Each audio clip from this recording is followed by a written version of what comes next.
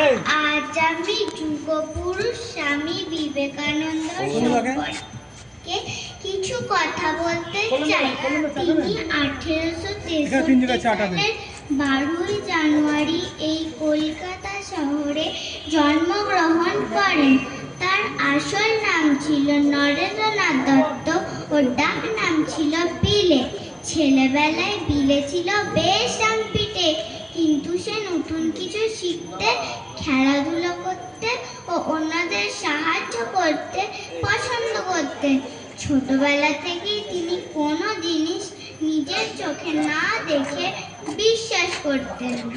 বড় হয়ে নরেন্দ্রনাথ ঠাকুর শ্রীরামকৃষ্ণ পরমহংসদেবের শিষ্যত্ব গ্রহণ করেন।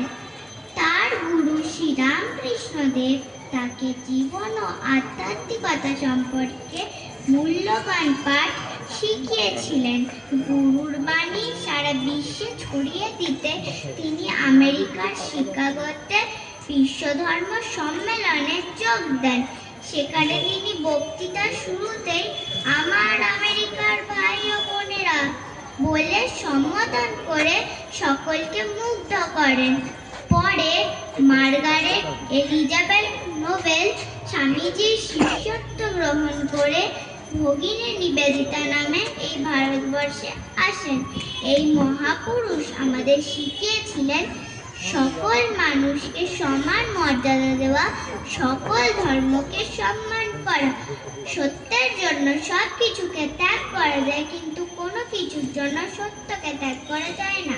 স্বামী বিবেকানন্দ বিশ্বব্যাপী লক্ষ লক্ষ মানুষকে অনুপ্রাণিত করেছেন। তার প্রতিষ্ঠিত শ্রীরামকৃষ্ণ মঠ, যা অন্যতম তীর্থক্ষেত্র বেলুড় মঠ নামে আমাদের সবার কাছে অতি পরিচিত। আসুন আজ এই পবিত্র দিনে স্বামী বিবেকানন্দর বাণী উচ্চারণ করে নিজেদের উদ্বুদ্ধ করি। ওঠো, জাগো, আর লক্ষ্যে না পৌঁছানো পর্যন্ত থেমো না। সকলকে ধন্যবাদ স্বামীজির কথা মনোযোগ দিয়ে শোনার জন্য। নমস্কার।